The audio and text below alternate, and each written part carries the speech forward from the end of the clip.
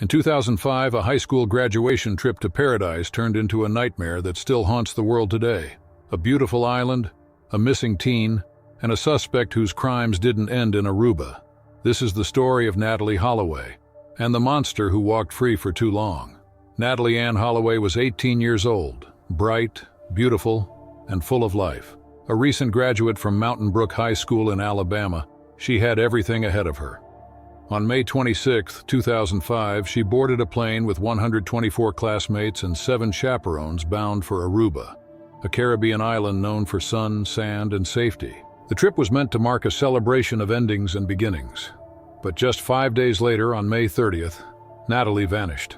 She was last seen leaving a popular nightclub called Carlos and Charlie's at around 1:30 a.m., accompanied by 3 men, 17-year-old Dutch honors student Joran van der Sloot and brothers Deepak and Satish Kalpoe.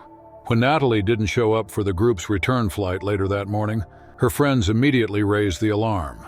Her packed luggage, untouched passport, and absence set off immediate concern.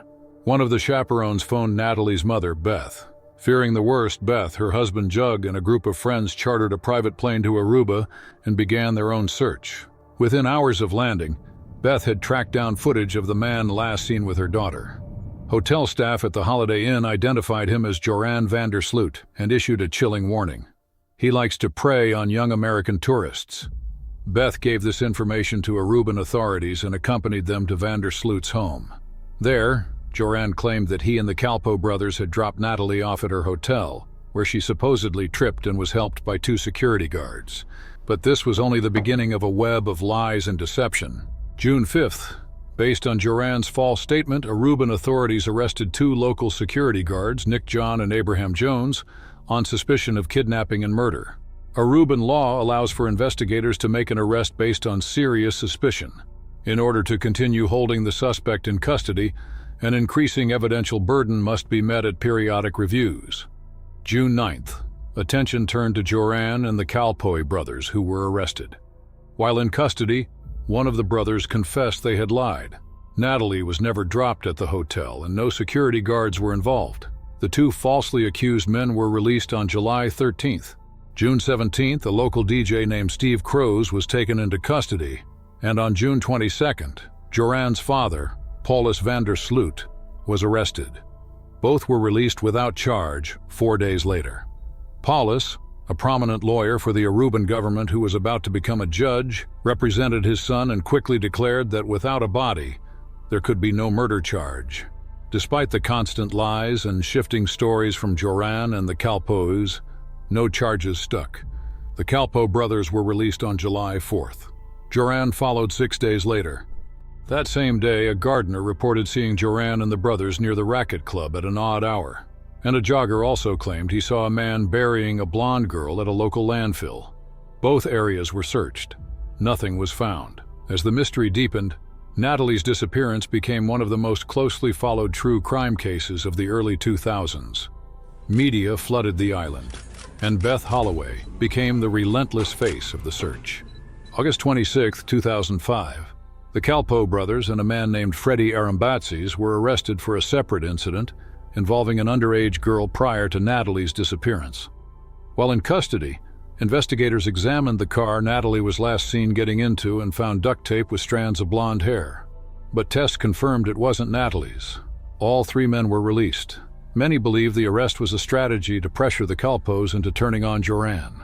September 5th, Joran left Aruba and returned to the Netherlands to study business management, apparently to get away from the media circus. September 26th, van der Sloot gave an interview to A Current Affair in the U.S., admitting he had lied to police. He now claimed they dropped Natalee at the beach alone. He said he regretted the decision. February 6, 2006, Paulus and Anita van der Sloot, Joran's parents, went on Good Morning America, insisting their son was being unfairly targeted. Later that month, Joran and Paulus flew to New York for an interview with ABC's Primetime and were served with a lawsuit filed by Natalee's parents for personal injury. It was later dismissed. March 2006, Aruba's Deputy Police Chief Gerard Dompig publicly theorized that Natalee may have died from alcohol or drugs and that her body had been hidden. He was soon removed from the case. March 2007, Joran released a book in Dutch titled The Case of Natalee Holloway, my own story about her disappearance in Aruba. Just weeks later, on April 27th, Aruban authorities searched the van der Sloot family home, seizing computers and diaries, but insisted the raid had nothing to do with the book. Then a bombshell. On November 21, 2007, van der Sloot was arrested in the Netherlands. The Kalpo brothers were also taken into custody in Aruba on suspicion of manslaughter. Joran was extradited to Aruba, but once again, all three were released. Joran on December 7th, the Kalpos on December 1st. January 11, 2008, respected Dutch journalist Peter R. de Vries aired an interview with Joran. When the cameras stopped rolling, an angry Joran threw wine in the host's face. The images were captured by the audience and uploaded to the internet. The outburst went viral and destroyed what little credibility he had left. De Vries then went a step further. He hired an undercover operative to befriend Joran. 1 month later, what they captured was chilling. In a hidden camera confession, Joran admitted to being with Natalee when she suffered a seizure and died. He said he and a friend disposed of her body in the ocean. This was the first time Joran had admitted that Natalee was dead. Later, Joran retracted the statement, claiming he had made it up to impress a drug dealer. Under mounting pressure, he fled Aruba, this time to Thailand. In Thailand, Joran claimed to be studying business at Rangsit University, but dropped out and opened a sandwich shop near campus. November 24, 2008, Fox News aired an interview with Joran where he claimed he had sold Natalee into slavery in Venezuela.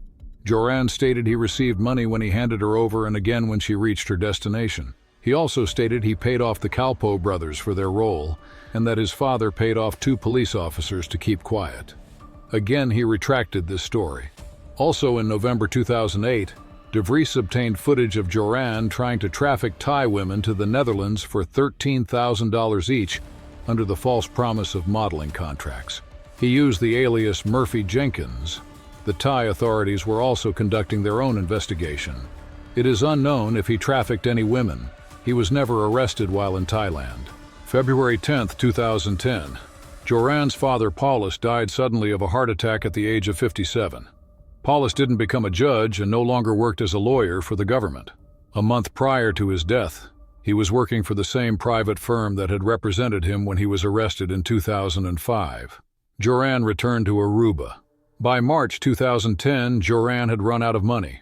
He contacted Beth Holloway's legal team and offered to reveal the location of Natalee's body for $250,000. May 10th, Beth's legal team wired $15,000 and handed Joran another $10,000 in cash. He claimed his father had buried Natalee under a house's foundation in Aruba. The story was false, and by the time investigators realized it, Joran had fled to Peru via Colombia. May 30th, 2010, 5 years to the day after Natalee vanished, 21-year-old Stephanie Flores, daughter of a prominent Peruvian politician, was reported missing. 3 days later, she was found beaten to death in a hotel room registered to van der Sloot. He had vanished once again. June 3rd, Chilean authorities arrested him. He was carrying bloodied clothes, foreign currency, and ocean current maps of Lima. His story was bizarre. He claimed he and Flores had been robbed not once but twice. First by the Peruvian police on their way to his hotel, which is why he had fled Peru. They were then robbed a second time when they got inside his room. However, he had been allowed to leave to move Flores's car as the staff requested. He didn't return and left Flores with the robbers. He claimed he was on his way to the police in Santiago to turn himself in when he was arrested. Authorities didn't buy it. Joran was extradited to Peru the following day. During the trial, Joran offered to reveal Natalee's burial site if he could serve his sentence in Aruba. He also tried to delay proceedings by claiming insanity, coercion, and even that it was a crime of passion, which carried a lighter sentence. None of it worked. While in prison awaiting his trial, he was implicated in the case of 2 missing girls from Colombian casinos as it fit the timeline of when he was there prior to entering Peru. No evidence could be gathered to prove he had any involvement. January 11, 2012, Joran van der Sloot was found guilty of qualified murder and robbery. He was sentenced to 28 years in prison and fined $75,000, which was paid to the Flores family. While behind bars, Joran married, fathered a child, and even gave interviews. In 2021, he was caught dealing drugs in prison and received an additional 18 years. But under Peruvian law, a person can only serve a maximum of 35 years, regardless of the crime. His release date remains 2047. He will be 60. June 8, 2023, Joran van der Sloot was extradited to Alabama to face charges of extortion and wire fraud. He pleaded not guilty but wrote a proffer letter detailing what really happened to Natalee Holloway. In the letter, he admitted that Natalee had rejected his sexual advances on the beach, even kicking him in the crotch.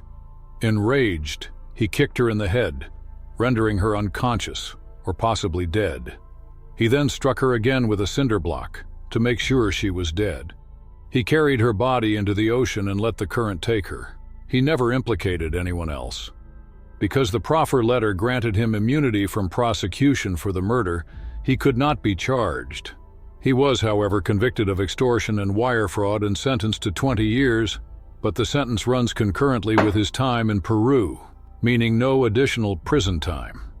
The story of Natalee Holloway is heartbreaking, enraging, unforgettable. A young woman's life was stolen. Her killer walked free long enough to strike again, but eventually the truth emerged. Justice was slow, but it came. Thanks for watching. I hope to see you again soon.